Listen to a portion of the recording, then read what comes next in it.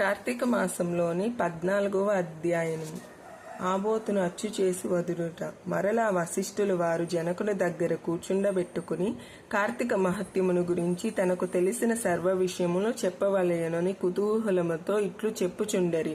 ఓ రాజా, కార్తీక పౌర్ణమి రోజున పితృప్రీతిగా వృష్ణోతర్జనము చేయుట, శివలింగ సాలగ్రామమును దానము చేయుట, ఉసిరికాయను దాక్షిణముతో దానము చేయుట మొదలగు పుణ్యకార్యముల వలన వెనుకటి జన్మయందు చేసిన సమస్త పాపములను నశింపుకొందురు.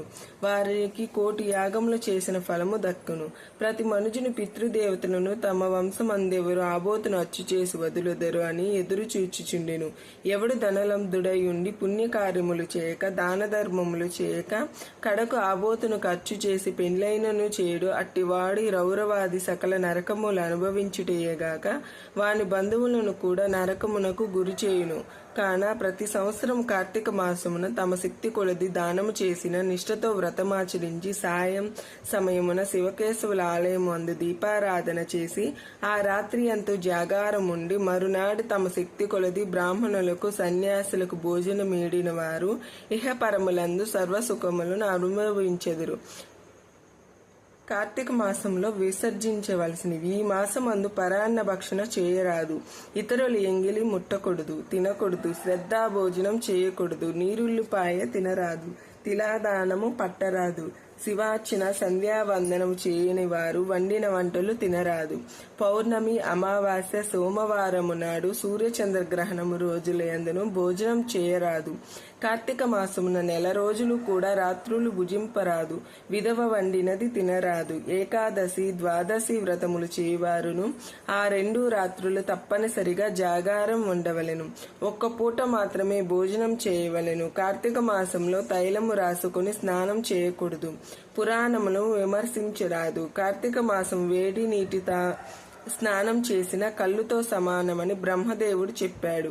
కావున వేడి నీటితో స్నానం చేయకూడదు.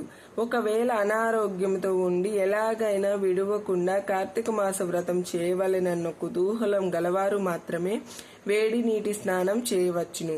అటులో చేయవారును గంగా, గోదావరి, సరస్వతి, యమునా నదుల పేర్లను మనసులో స్మరించి స్నానం చేయవలెను. ఏ నది తనకు దగ్గర ఉంటే ఆ నదిలో ప్రాతకాల స్నానం చేయవలెను. అటులో చేయని ఎడల మహాపాపయ జన్మ జన్మలు నరక కూపమునబడి కృషింతురు. ఒకవేళ నదులు అందుబాటులో లేనప్పుడు నూతి దగ్గర గాని చెరువు అందు గాని స్నానం చేయవచ్చును. అప్పుడు ఈ క్రింది శ్లోకములు చదివి మరీ స్నానం ఆచరించవలెను. శ్లోకం. గంగేచి యమునేచి గోదావరి సరస్వతి నర్మదే సింధు కావేరి జలస్మిన్ సన్నిధం కురుం అని పఠించుచు స్నానం చేయవలెను. కార్తీక వ్రతము చేయవారు పగలు పురాణ పఠన శ్రావణం, హరికథా కాలక్షేపముతో కాలం గడపవలెను. సాయంకాలము సంధ్యావందనాది కృత్యములు ముగించి పూజ మందిరమునున్న శివుని కల్పోక్తముగా ఈ క్రింది విధంగా పూజించవలెను. ఓం శివాయ నమః ధ్యానం సమర్పయామి. ఓం పరమేశ్వరాయ నమః ఆవాహనం సమర్పయామి. ఓం కైలాసవాసాయ నమః నవరత్న సింహాసనం సమర్పయామి. ఓం గౌరీనాథాయ నమః పాద్యం సమర్పయామి. ఓం లోకేశ్వరాయ నమః ఆర్జ్యం సమర్పయామి. ఓం వృషభవాహనాయ నమః స్నానం సమర్పయామి. ఓం దిగంబరాయ నమః వస్త్రం సమర్పయామి. ఓం జగన్నాథాయ నమః యజ్ఞోపవితం సమర్పయామి. ఓం కపాలధారిణే నమః గంధం సమర్పయామి. ఓం సంపూర్ణ గుణాయ నమః పుష్పం సమర్పయామి. ఓం మహేశ్వరాయ నమః అక్షతం సమర్పయామి. ఓం పార్వతీనాథాయ నమః ధూపం సమర్పయామి. ఓం తేజోరూపాయ నమః దీపం సమర్పయామి. ఓం లోకరక్షాయ నమః నైవేద్యం సమర్పయామి. ఓం త్రిలోచనాయ నమః కర్పూర నీరాజనం సమర్పయామి. ఓం శంకరాయ నమః సువర్ణ మంత్ర పుష్పం సమర్పయామి. ఓం భవాయ నమః ప్రదక్షిణ నమస్కారం సమర్పయామి. ఈ ప్రకారముగా కార్తీక మాసంతో పూజించవలెను.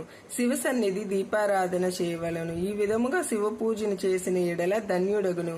పూజ అనంతరము తమ శక్తిని బట్టి బ్రాహ్మణులకు సామరాధన చేసి దక్షిణ తాంబూలాది సత్కారములతో సంతృప్తి పరచవలెను.